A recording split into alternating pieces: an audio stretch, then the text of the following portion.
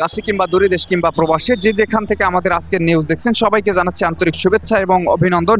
আমরা রয়েছি এখন সচিবালয়ের সামনে। আপনারা দেখতে পাচ্ছেন সারা বাংলাদেশ থেকে আগত ইবতেদায়ী মাদ্রাসার শিক্ষকরা জাতীয়করণের দাবিতে বেশ কয়েকদিন ধরে রাজধানীতে অবস্থান করছেন এবং তাদের যে দাবি জাতীয়করণ, সেই জাতীয়করণের দাবিতে বিভিন্ন সময় বিভিন্ন ধরনের কর্মসূচি পালন করছেন। সেই কর্মসূচির ধারাবাহিকতায় আজকের তারা সচিবালয়ের সামনে অবস্থান করছেন এবং এখানে কিন্তু আমরা দেখতে পেয়েছি যে পুলিশের অবস্থান কিন্তু খুবই সতর্ক অবস্থান রয়েছেন পুলিশ সদস্যরা, যাতে কোনো ধরনের অপ্রীতিকর ঘটনা না ঘটে এবং শিক্ষকরা যাতে সচিবালয়ের ভিতরে প্রবেশ করতে না পারে।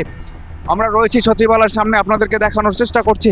এখানে কিন্তু শত শত ইবতেদায়ী মাদ্রাসার শিক্ষকরা অবস্থান নিয়েছেন এবং তাদের যে দাবি, সেই দাবি আদায়ের জন্য বিভিন্ন ধরনের স্লোগান দিচ্ছেন।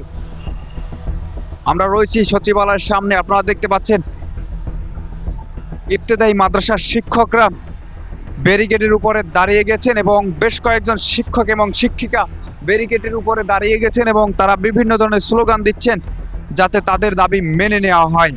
আমরা রয়েছি সচিবালয়ের সামনে, দেখতে পাচ্ছেন পুলিশ কিন্তু খুবই সতর্ক অবস্থান রয়েছে যাতে কোনো ধরনের অপ্রীতিকর ঘটনা না ঘটে।